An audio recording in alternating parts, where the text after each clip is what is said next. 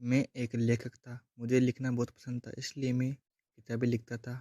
मैं आज भी किताबें लिखता हूँ, लेकिन कोई मुझे नहीं जानता और कोई मुझे देख भी नहीं सकता।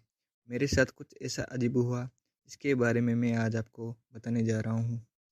यह जनवरी महीने की बात है, जब मैंने एक लंबी किताब लिखने के बारे में सोचा। इसलिए मैंने अपने घर को छोड़ दिया, क्योंकि वहाँ बहुत ज़्यादा शोर-शराबा था। मैंने एक कमरा किराए पर लिया। कमरा दिखने में बहुत छोटा था, लेकिन किताब लिखने के लिए बहुत अच्छा था। यहाँ पर किसी प्रकार का शोर-शराबा नहीं था, इसलिए मैंने सोचा कि मैं यहाँ बैठकर किताब लिख सकता हूँ। लेकिन मेरे साथ उस कमरे में कुछ अजीब घटनाएँ घटने लगी। एक दिन मैं कुर्सी पर बैठकर लिख रहा था और मेरे हाथ में पेन था। फिर मुझे लगा कि मुझे चाय पीने जाना चाहिए, इसलिए मैं वहाँ से उठा और चाय पीने के लिए पास की दुकान में चला गया। जब मैं वापस आया तो मैंने सोचा कि अब किताब लिखी जाए। मैं उस पेन को ढूंढने लगा जो मैं कुर्सी के ऊपर रखे गया था, लेकिन वो पेन मुझे कहीं नहीं मिला। मैंने उस पेन को ज़मीन पर, कुर्सी पर, किताब के अंदर चारों तरफ ढूंढा, लेकिन वो पेन मुझे कहीं नहीं मिला। मैं समझ न सका कि वो पेन कहाँ गया, लेकिन मैंने सोचा मैं कहीं रख कर भूल गया हूँ। फिर एक दिन मेरे साथ दूसरी अनोखी घटना घटी। मैं अपने कमरे में अपने बेड पर आराम से सो रहा था। चारों तरफ शांत माहौल था। तभी मुझे नींद में ऐसा लगा जैसे कोई मुझे पुकार रहा हो। मेरी आंखें खुली तो मैं चौंक गया। मुझे कमरे में आवाज़ आ रही थी, जैसे कोई आदमी मुझे अपनी तरफ बुला रहा हो। मैंने ज़ोर से आवाज़ लगाई, कौन है वहाँ? लेकिन किसी ने जवाब नहीं दिया। मैंने कमरे में चारों तरफ ध्यान से देखा। मुझे वहाँ पर कोई भी दिखाई नहीं दिया। मैं काफ़ी ज़्यादा डर गया। इसके बाद आए दिन मेरे साथ अजीबोगरीब घटनाएं होती रही, लेकिन मुझे अपनी किताब पूरी करनी थी, इसलिए मैं वहीं रुका रहा। कमरा बहुत छोटा था, वहाँ पर सामान भी बहुत कम था। वहाँ पर बस एक पलंग, एक मेज़ और एक कुर्सी थी, और दीवार पर एक आईना था। वह बहुत पुराना आईना था और मुझे वो बहुत अच्छा लगता था। एक दिन मुझे कुछ समझ में नहीं आ रहा था कि किताब में क्या लिखा जाए।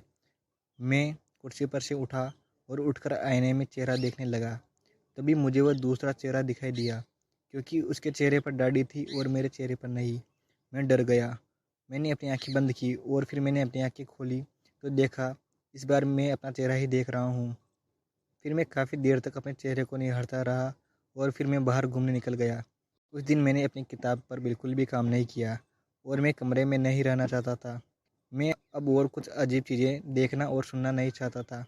रात को मैं वापस उसी घर में गया और मैंने आईने की तरफ देखा और अपना चेहरा देखा, लेकिन मैं खुश नहीं था। मैं बिस्तर पर जाकर लेट गया, लेकिन मुझे नींद नहीं आई। मैं सोचने लगा कि कल मैं यहाँ से चला जाऊँगा, और उसके बाद मैं सो गया। लेकिन फिर एक और अजीब घटना हुई। दूसरा आदमी मेरे बिस्तर के पास खड़ा हुआ और मुझसे बोला, तुम यहाँ से कहीं नहीं जाओगे और तुम मेरे साथ रहोगे। मैंने फिर अपनी आंखें खोली। मैं बहुत डरा हुआ था। मैं अब यहाँ 1 मिनट भी नहीं रुक सकता। मैंने जल्दी से अपना सामान अपने डिब्बे में पैक कर लिया।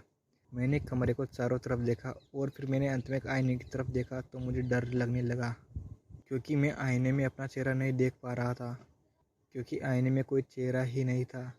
मैं चिल्लाने की कोशिश करने लगा, लेकिन मेरे मुंह से कोई आवाज़ ही नहीं निकल पा रही थी।